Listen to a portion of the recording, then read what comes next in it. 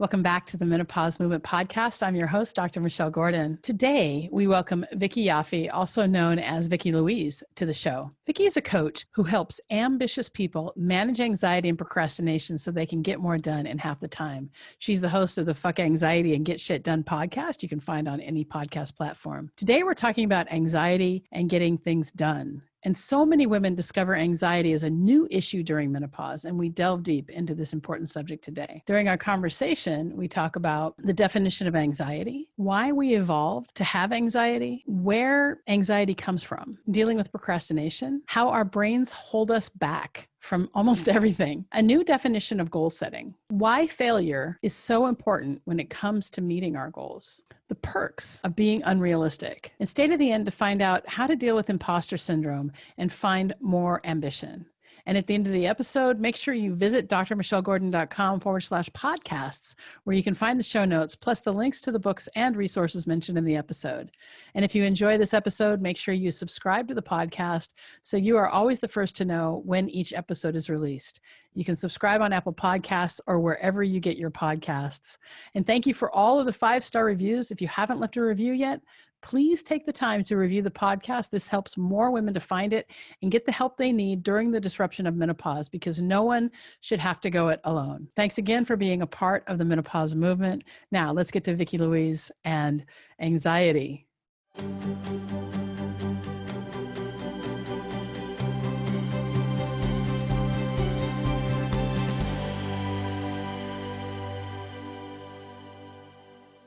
Vikki, welcome to the Menopause Movement Podcast. I'm so happy to have you here today. You say that you help ambitious people manage anxiety and procrastination. So why don't we just go ahead and start with, what is anxiety?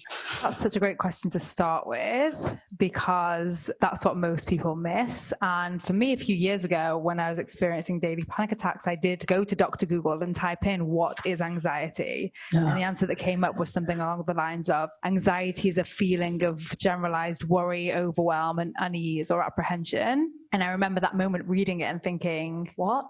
Like, that's just described a feeling of feelings. Then how do I know when I'm feeling anxious and worried, or anxious and overwhelmed, or anxious and apprehension? My language is gone. Yeah, one of the things that I recommend everyone listening does, and one of the things that I do with my clients, is teach them to define it on their own terms. And what I mean by that is, if it's a feeling of feelings, how do we actually feel it? For some people, it's like for me, it was heart pounding, heat pumping through my body, sweaty, spinning thoughts. For some of my clients, it's like a nausea, or some of them even get like a coldness in their chest. Like, where do you feel it? How do you feel it? If it's a feeling, let's get very specific, because guess what anxiety thrives off? The vagueness, right? Sure. I don't know what's happening. Yeah. It's going to create more anxiety. I mean, it's really funny that anxiety is coming up. I've done a couple of podcasts recently with some people talking about anxiety in relation to menopause symptoms, and how with menopause, we can have increased anxiety as the hormones go, and then anxiety with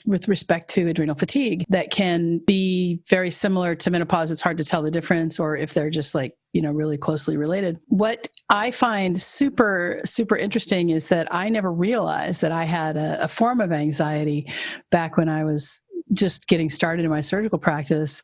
And every time, because of the responsibility of every time I took out a gallbladder, there's this one point where it's you can't reverse it. You can't reverse it. And it's the time when you cut the cystic artery and the cystic duct. So these are the two structures that have to be cut in order to remove the gallbladder. And if you do it wrong, it could be devastating for the patient. And I knew what I knew. I mean, I knew, I'm a good surgeon. I know my anatomy, but every single time I did it, I would just it would come up, I would have this feeling of dread. And it wasn't until several years later, when I look back at it, I'm like, oh, that's anxiety. That's what that is. Yeah. Yeah. And like the way I speak about it is, everyone has anxiety. There's no shadow of a doubt that I remember, again, at the same time, seeing on the medical website, like a governmental one, like 1 in 5 American adults suffer from an anxiety disorder. And my background was statistics, economics, and thought 20% of a population size of like 100 million is not a disorder. It's a trend. Like in any other model, we would be like, where does this trend come from? And that's really what set me about looking into how we evolve to have anxiety, why it exists, and really change our dialogue around it so that we don't, a lot of the dialogue is very disempowering and very helpless and all of that kind of stuff, which is why I combine it with procrastination, because often we think when we experience anxiety, it means we have to stop what we are doing and solve for the anxiety, which means we don't get things done. And then when we don't get things done, we create more anxiety, which means more not getting things done. And we end up in this anxiety procrastination loop, throw in some self-judgment, some shame, some blame, like mix it all in together. Yeah. And this is what's happening, I think, because of like dialogue around anxiety. Well, it could be that. I mean, we're supposed to have some anxiety, right? I mean, you think about the way we evolved. I mean, if there's a saber-toothed tiger coming at us, we need to have that anxiety around not dying from a predator. And so it's kind of funny because it probably does. If you have anxiety, I'm thinking about is adrenal fatigue and some of the hormonal problems that come along with menopause. And if you have anxiety and you're constantly up here, then that means that your adrenals are never really getting a rest. And there's, even with mindfulness techniques or trying to get enough sleep or things like that, you may not ever kind of get yourself calm enough to actually get to the point where, the hormones can kind of calm down. And so with respect to anxiety specifically, and I'm a doctor, so I talk about medical things, right? But with respect to anxiety specifically, what are a couple of tips or techniques that you can, give the audience to implement right now where, if they're having a lot of anxiety or overwhelm or feeling, having difficulty because of the isolation from the pandemic, what are a couple of tips you could give? Yeah. So even touches on what you just said about the saber-toothed tiger. Like, it's not that we visually see a tiger and we get anxiety, right? That's not how we evolved. What happened is a messaging in our brain of like, this is dangerous, we could die, which is exactly what happened to you in that operating room. This is dangerous. It's like, it's how our brain interprets and the way it speaks and what it tells us about the situation we're seeing that creates the anxiety. So that is what's happening now. And I did this is literally what's been happening, as with like heightened news and media telling us that we're going to die and all of this stuff. It's really alerted our primitive brain. Like, our brain's one job is not to make us happy, it's to keep us alive. So like, that's all it wants to think about. And when we are exposed to media and conversations of like death and danger, first thing for everyone is, of course, you experience more anxiety now. This is literally its job. It's like we have this board of emotions in our brain and everyone's like, it's anxiety's turn to speak up. Hope's like, I'm not getting involved with this one. And like, happiness is like, what am I going to do? This isn't my time. So really, of course, this is literally why we evolved to have anxiety. Our brains just don't realize that, releasing hormones that allow us to run faster, longer and feel less pain and be on more alert are not useful for our modern day dangers or anxiety. So that's the first thing that I say to everyone.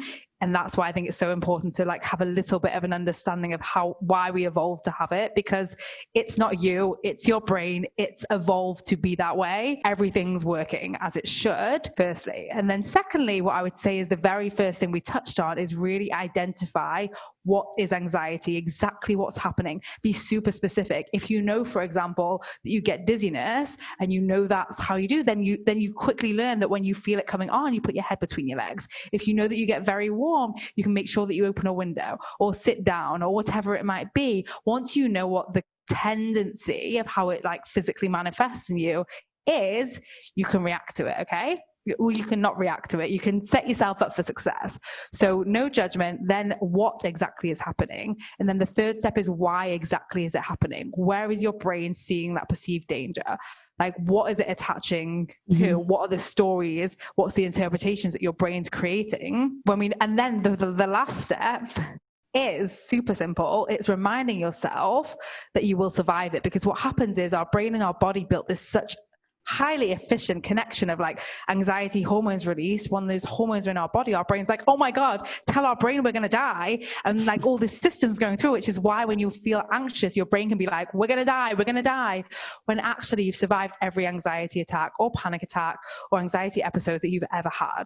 So really being like, oh, this is like my brain thinks I'm going to die. It doesn't realize I'm sat on the sofa with my head between my legs. Those are the 4 steps. Well, I like that a lot. And I think it's important to know, to really go back to the fact that most everything comes down to belief. And, you said what stories you're telling yourself around this. And Jack Canfield likes to say, and this probably didn't come from him, but I heard it from him first, is that fear is just false events appearing real.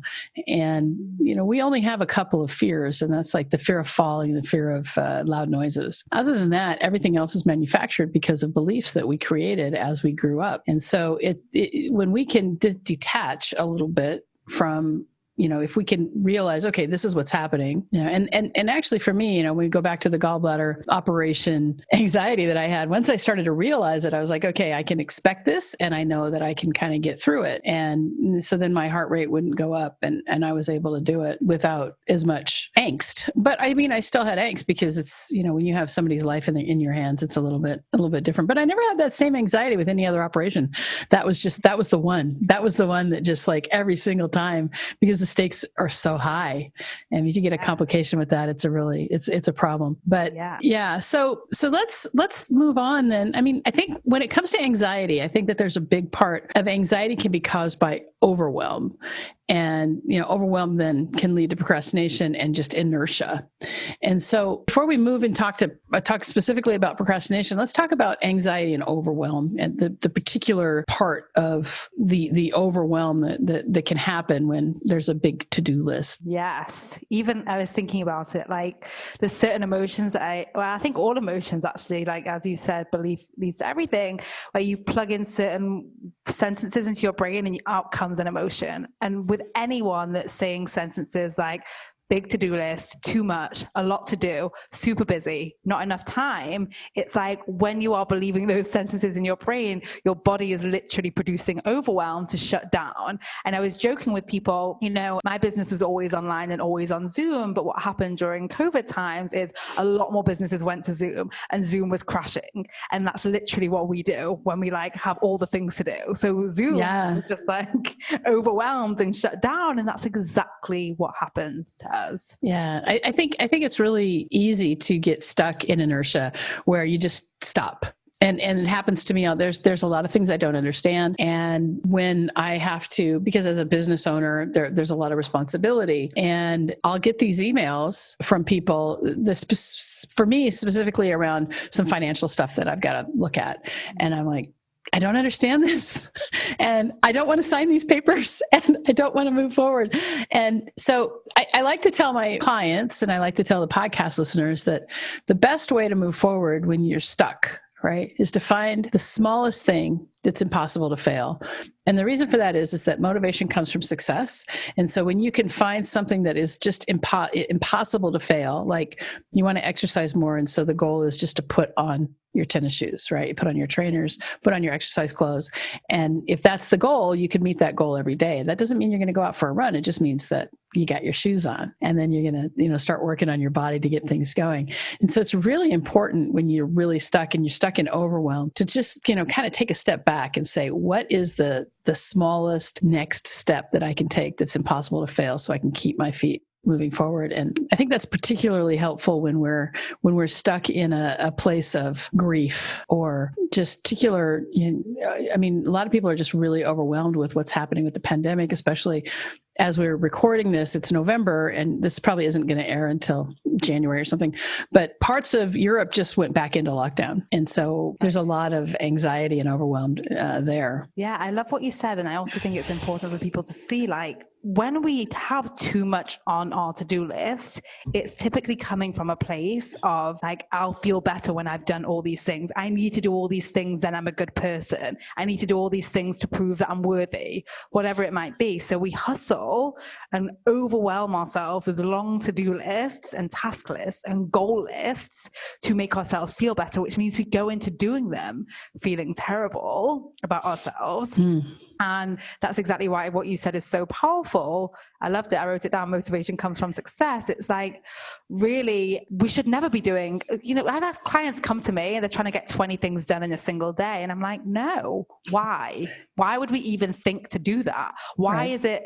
I mean, I get it. It's part of our culture. It's how we've grown up. But like, I think it's evolving and changing, luckily, but busy is important in this whole dynamic. When the opposite is true, there's no better place than we are right now. And way too many people that I speak to are hustling to get to a better place and sacrificing their days for it, not realizing that there is no better place. And those are the habits that we're building. Yeah. There's a really good book that Eckhart Tolle wrote called The Power of Now. And it's important to realize that this sounds so woo, but it's just not. I mean, the past is just a memory, right? And we can let it plague us.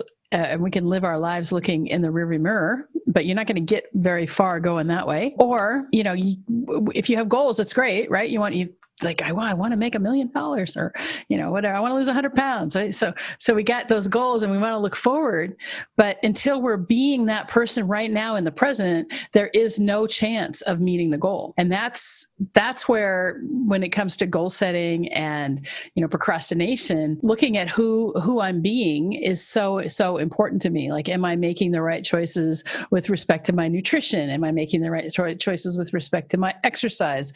Am I making the right choices with respect to the thoughts I'm thinking?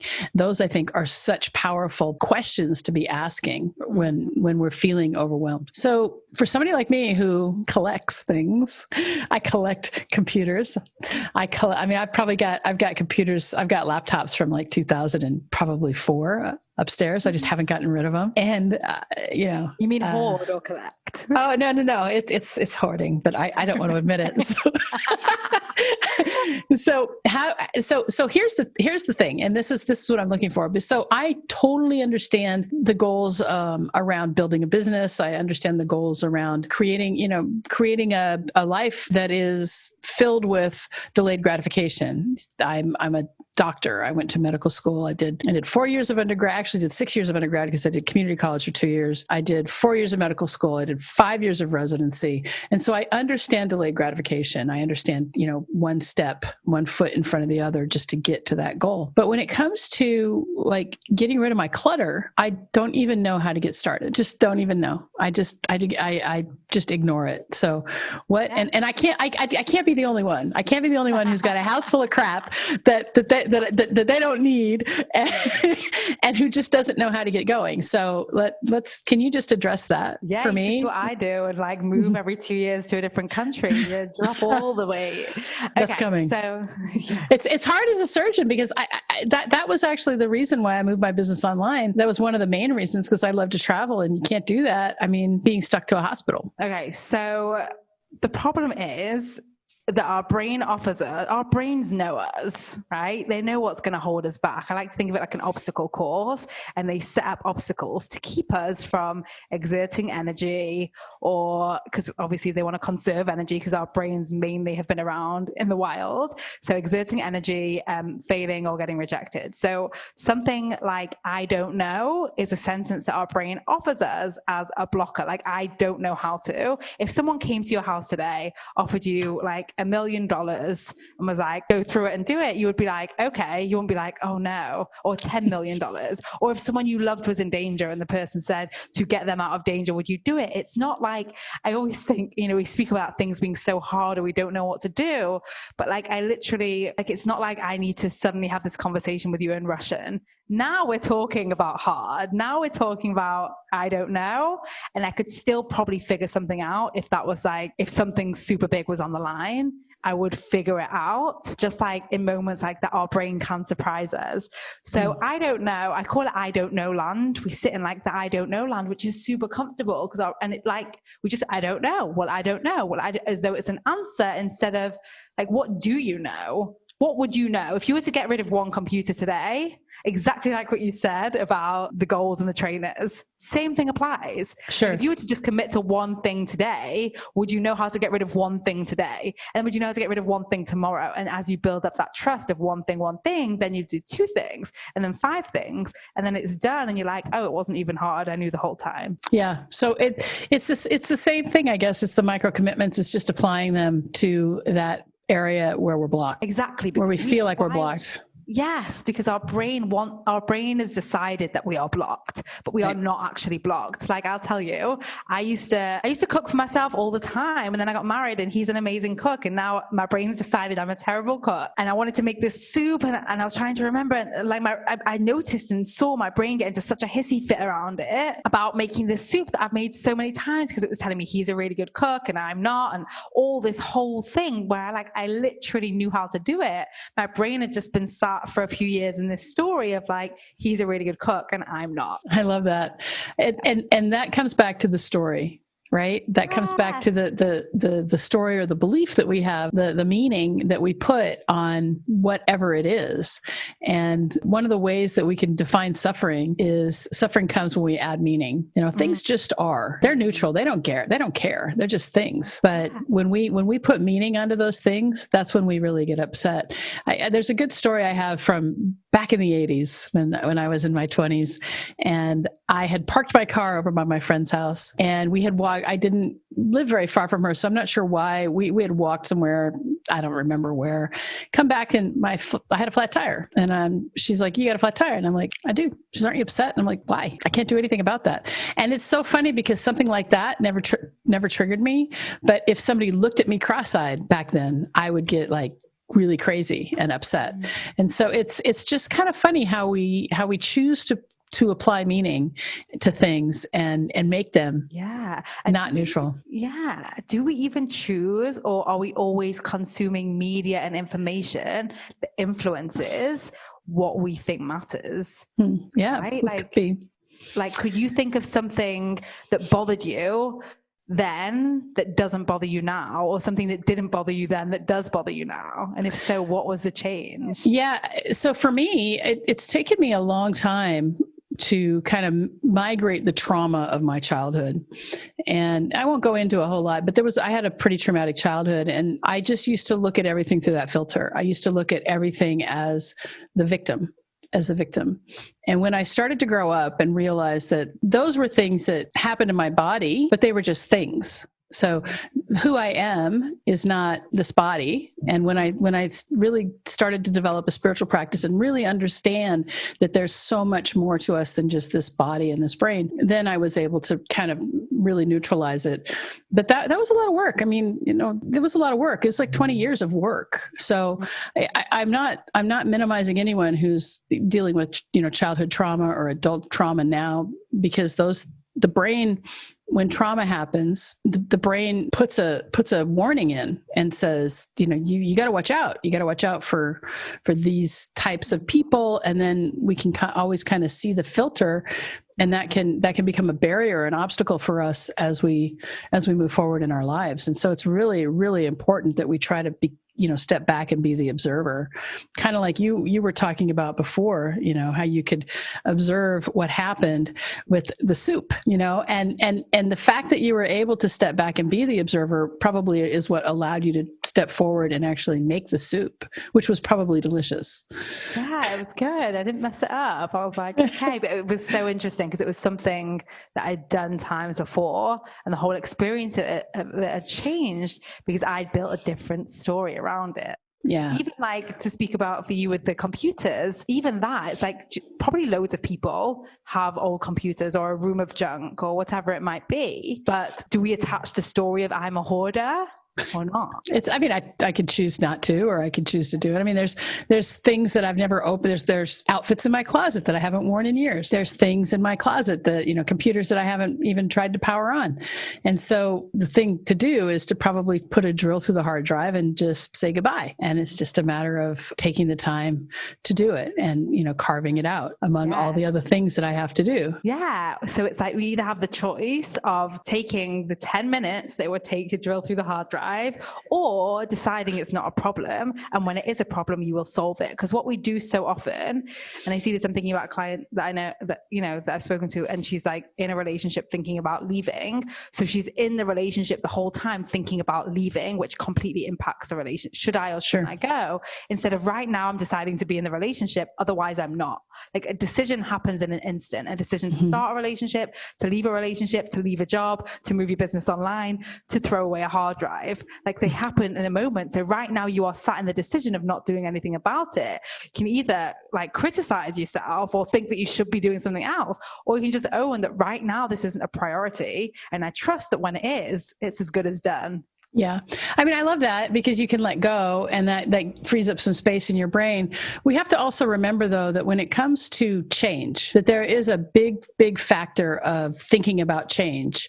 You know, it's like the upward spiral of change. And there's a whole part is just like thinking about it. And then once you make that decision, that's when change occurs, because then you're able to start taking action. But before that, it is a lot of mulling around. And the story I like to tell about this is probably in my mid-40s. We took our son to a Lady Gaga concert in Madison Square Garden, that place. And I had been thinking a lot about exercising, and I hadn't been exercising because I had been focusing on building the surgical practice. And so all the time was spent on that. And I was like, I got to get in shape. And there was some emotion attached to that because it's such a strong memory. And it was not too much longer after that I actually did start exercising and was able to kind of modify my lifestyle and drop some weight, and a lot of weight actually. But the contemplation that is involved, I think we don't want to skip over that. While decisions happen in an instant, it is still, the contemplation is an important part of it for our brains. So interesting, because I feel like that's the opposite. I think this is the beautiful thing of the world, is that there's so many different solutions. But like what I really teach people is how to create rapid results by making quick decisions and owning the decisions that we're in. I don't disagree with that. I don't disagree with that. And you can certainly like shortcut everything by allowing yourself to make more rapid decisions and trusting your instincts and things like that. But in terms of, neuroscience and the behavior and the science of change, these are things that we see. And if we can shorten the contemplation period to, make the decision and then take action. And that's why we talk about what's the smallest step, right? And then more motivation brings, success brings in more motivation. And those are the things that really keep us going. One thing I always wonder about is, how does an elite athlete, I mean, I'm not an elite athlete. I'm just I swim and I bike and I run. I wonder how does an elite athlete measure their success? Because, a 1% change is a lot when you're that high up, when you're that much of a high achiever. How do you become, 1% higher, 1% higher, 1% higher on a regular basis? Somebody like Michael Phelps is what I think about, right? Here's a guy who was number one, best in the world, and then would take weeks off from training, would eat McDonald's, and still was able to win gold medals, and did drugs. And, obviously he's turned his life around and stuff, but I think, and I find this stuff really fascinating.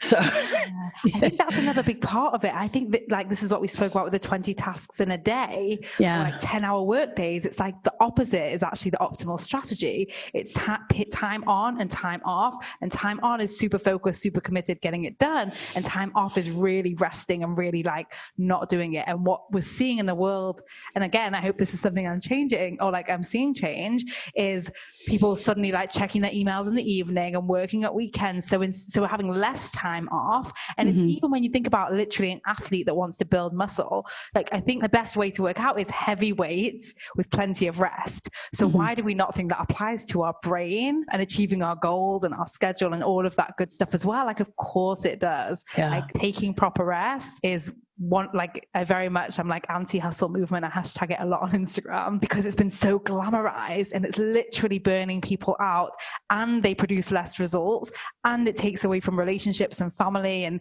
like it's not glamorous at all. It's really costly.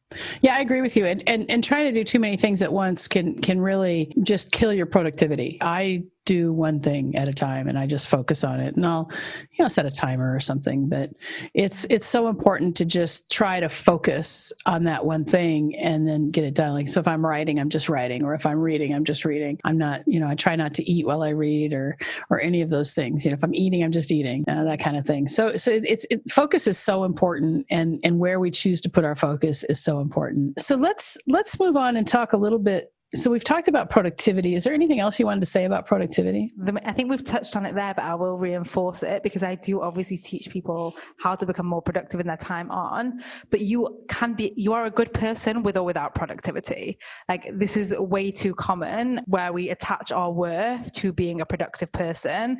And now I speak about productivity and how to be more productive a lot, but it comes through a filter of being kind to yourself is going to be the most productive thing. Not like, you know, there's a lot of tips and tricks and all of this fun stuff, but I think the messaging somewhere along the way has got a bit sidetracked. So for anyone, it really comes down to, like, you are not resting properly if you watch a movie on Netflix and feel guilty the whole time about something that you have to do tomorrow. Then you are taking away from your rest time and taking away from, like, maybe procrastinating watching Netflix. Like, the guilt and the shame around not being productive 24/7 is more harmful than not getting the thing done. Like, we have to learn to drop that.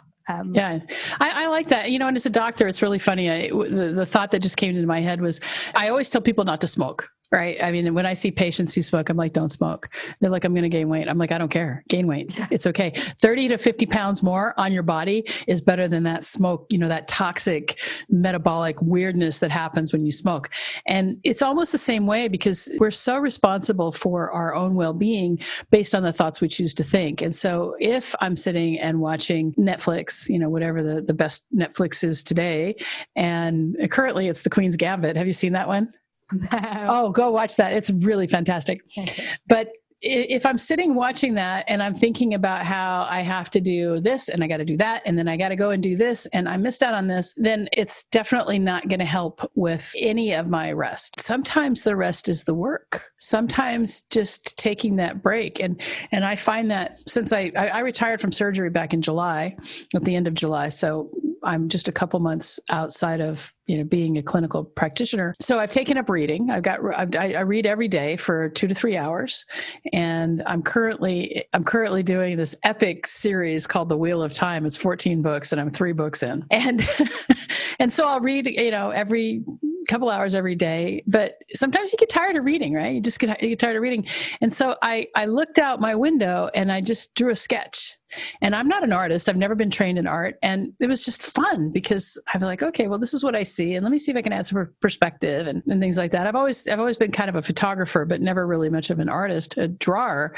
And so I was like, wow, maybe this is something else I could pick up and start to learn. Resting is important, and finding ways to engage in both sides of the mind is really, I find as I get older and older, the best way for me, I mean, and to keep my brain sharp on top of exercise, because we know that exercise helps keep our brain sharp, is to engage in more creative types of activities that use the right side of the brain. We're so focused because of the patriarchy. We're so focused on. No, it's true. It's true. I mean, and this great book, The Alphabet versus the Goddess, I probably bring it up every 10th podcast or so, but The Alphabet versus the Goddess is the best book on the patriarchy I've ever read, because it just talks about how when written language started, all the goddesses were murdered. It's really interesting. And it's not their fault. We started using the other side of the brain. But when you can start working with the conceptual side and the feminine side and start to see more of creativity, I find that for me, I come back and I'm like, oh, this email is easier to write. Oh, being in front of the camera is easier for me now because I understand myself better. It's interesting. Yeah, totally. Yeah. Let's talk about setting goals. Yeah. So I will say most often the way we set goals is we set goals to succeed. And we do that because our brains don't like to fail. So we set a ceiling, we set a goal that we think we can do, when really the difference, like, that's basically a to-do list, right?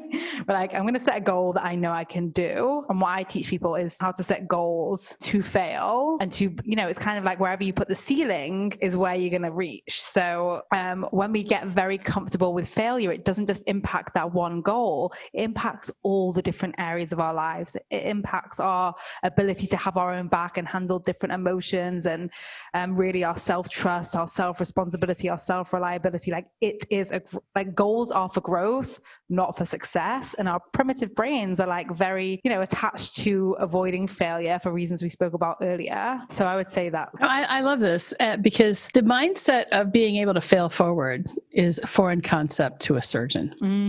I bet. Okay. And when I started my business, the menopause movement, I really had to work hard to undo all those beliefs around failure, because you don't start a business without failing it forward. You got to test things and they're going to fail, and then you have to tweak them, and that's very, very different. I mean, I suppose in training, the reason why, doctors who have just graduated from medical school aren't allowed to operate is because they won't know how, and they don't want people going out there and experimenting on people. And so there's, we have a whole residency to teach people how to do it. At the same time, even mistakes from residents was not accepted. So it's really hard to change that mindset. But when you think about it, how we live inside of a box, and always our growth is outside the box, and our box grows and then it goes out. And so failing forward is always the way to go. It feels like such a foreign concept to me, because failing at and that goes back to the gallbladder and the anxiety at the beginning, because there's such the stakes are just so high. Right. So it is so interesting to go through that process of like deliberate mindset changing, when it is literally like learning a language, like learning Russian. And when you first learn it, you're like, okay, but you need it in English, and then you translate it. But there does become a point where you're able to speak about it and dream it. And I think it's the same even for like changing our mindset around failure. It's like, what's the investment that we can make? And I'm going to bring it back to the shoe example again of like, what are the small ways we can acknowledge our fails on a daily basis and sit with the discomfort of them, because it is uncomfortable. It doesn't matter, like even for people that haven't been doctors and done residencies and had people's lives in their hands, we are all programmed and conditioned to not like failing, even from school. Like every system around us from a young age teaches us that. How can we build a failure tolerance? And I think what you said around the sneakers totally applies here as well. Sure. Yeah. Is that if you just put on your shoes, that's enough. But another way to look at it, I think, would be have some measure. Like, what did I fail at today? And just reframing it. If you can reframe failure as, failing means that I'm growing. I mean, I tell my, the women in the menopause system and people in the menopause movement, I tell them that anything worth doing is worth doing really badly at first. Anything worth doing is worth sucking at it first. Yeah. I say it's called effing up for a reason, not effing down. I love it. Yeah. Even to bring it back to goals. So even today I was on the phone with someone and she said, I've got this goal to get 5 clients by November 20th in her business. And I said, okay, but don't set the goal of having 5 clients till November 20th. Every single day, set a goal to create a client, Monday to Friday. Weekends always off, people. So every single day. And what that means is you are going to fail, and you're going to know that you failed because you said, today I committed to getting a client. Why didn't I? And then we've got something to learn from. Instead of just having 1 fail, now she's going to have 14. Well, no, hopefully not 14, but she'll have more. And that's really how we quantify it, and we learn from it, and we hold ourselves accountable to goals instead of having like my 6-month goal. So you said you've lost a lot of weight. So instead of saying in 6 months, I want to lose 100 pounds, like how much do we want to lose every week? Not because it's going to be super fluid and we're going to lose every week and it's going to be super easy, but because it's going to bring up all of those stories, all of those problems, all of those fears, and we're going to solve for them. So by the time we've lost the weight, firstly, there's no imposter syndrome. We know exactly how we did it. And secondly, when those same stories show up, which they still will, we're still going to want the cookies. We're still going to want to stress eat or whatever it might be. We already potato know chips. That's my thing. Potato chips. Oh, love them. We're going to know like, oh, but I've wanted potato chips 10 times and not had them, so I can do it. Yeah. No, that's really good. And it's just retraining the brain to think differently. And we have this ability, but we so often get stuck in our more primitive brain and let life pass us by instead of like designing the life that we want. And so what I love about menopause is that it's this time for us to really look. It's a time for us to reflect because it's so disruptive, and we can actually start looking at it and say, okay, how do I want my life to be now that I'm halfway through, or now that I'm that, for me, I mean, I'm changing careers, or my children are grown, or I want to go back to work now. I mean, there's just so many options. And I think it's so important for us, the older women in menopause to have this opportunity to take a look and start creating, rather than just letting things happen. And one of the things that can happen is, we're 50 and we're like, well, what happened in the last 25, 30 years? And, at least we can take it by the hands. Now we only get one life. I mean, at least one life that we know of. Yeah. Because we might get more, but we, we don't know. I mean, listen to Brian Weiss. He'll tell you there's one life, many bodies, but yeah. So let's move on to this is from your outline. You talk about the perks of being unrealistic. I think this works really well in talking about goals. And so if I say, I want to lose 100 pounds in a month, I mean, we know that that's unrealistic, but is it unrealistic really to say that I want to lose 100 pounds in 3 or 4 months? Yeah. Again, it comes down to allowing ourselves to fail. So definitely would say something like losing 100 pounds in a month, like that's not beneficial because it's probably it's really unhealthy. Yeah. But the benefits of being unrealistic could be in terms of like deciding now to run a marathon in 1 year, if you've never run before. We're like, well, that's crazy. Like, I don't even know what I'm capable of. And the point of that is, how will you stretch and show up to running with that goal? And at the end of the day, it actually doesn't matter if you run the marathon or not, because of how you've shown up to achieve that goal. So let's say losing 100 pounds in 3-4 months, like it doesn't actually matter at the end of it if you've lost the 100 pounds, because it will happen. But how you've shown up, how you've committed, how many potato chips you've not eaten, how many times how you've grown by being it. But the main benefit of being unrealistic comes in when we set a realistic goal and we're like, I'm going to lose, like whatever it might be, I'm going to lose 5 pounds this month. I'm going to lose 5 pounds this month, right? Yeah. Our brain gives us our brain that is wired to keep us doing the same thing, not change, wired to go for immediate pleasure, like potato chips, and avoid sugar and avoid exerting any energy. Like running is going to be like, it's going to try and talk you out of it. It's like, I don't know, do we need to lose 5 pounds this month? We could start tomorrow. 1 day is not going to count. These chips are already open. All of that stuff is going to come up. Now and this negotiation of like, will we, won't we, will we, won't we? Whereas if we have an unrealistic goal, our brain's like, this is crazy, we can't achieve it. We're not arguing with our brain. We're like, yeah, it is crazy. Oh, you're right. Okay. So like, let's take it even to like a business goal. I coach a lot of people that want to like grow and blow up their businesses, and their anxiety and all that stuff stops them. And we set unrealistic goals for their growth, and it stops them from arguing with their brain. For example, someone that wanted to take their business to 6 figures in 6 months this year, like her brain was like, that's ridiculous. And she was like, it is ridiculous, which meant that she didn't spend time arguing with her brain. She spent time creating value, serving her clients, over delivering, which meant she created the 6 figures in 10 months. Like, does it matter that it wasn't in the 6 months? No, because how she showed up was totally different. And now she's going to do it in less than 6 months again. Yeah. So the other thing to look at when it comes to goals, I think, is to set your intention, even if it's an unrealistic intention. You say, I want to have a 7-8 figure business. And then you kind of work backwards. You start focusing on, okay, well, who is that person who owns a 10-figure business? And who is that person? What does that person do? And what kind of people does that person have around them?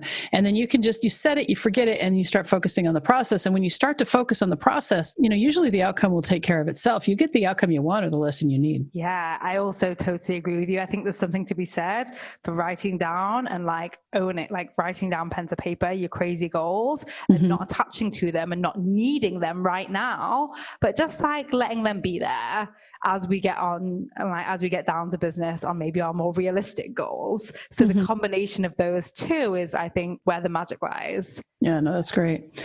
So let's talk a little bit about ambition and how you work with your clients on ambition. Yeah, like it really comes down to this, like our brains are built to be in this box, to keep us in this box. And yet so many of us have this desire for something outside of that box. And there's this like dissonance between what our primitive brain and our prefrontal cortex brain want. And I think you really touched on this as well when you said about like realizing that you can have a new career, and and even like with the drawing, like there's always things that we want to do, but yet we deal with a brain that's always trying to shrink us. And having those two, and we believe it instead of like understanding it's just doing its job, and that doesn't need to stop us.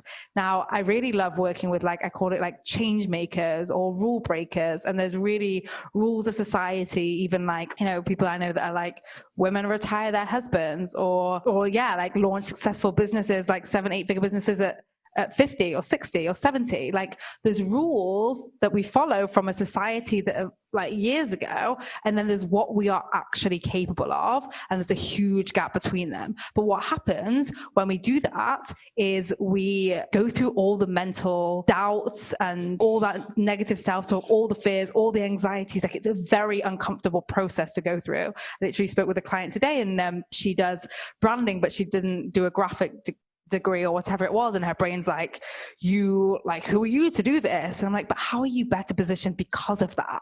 Like, we think our weakness, or because we don't conform to society's rules and how we build our businesses, it's a problem. But how is it a strength? And when we start to see it that way, we show up differently. When we understand the anxiety is part of the ride, the fear is part of the ride, it's supposed to be there.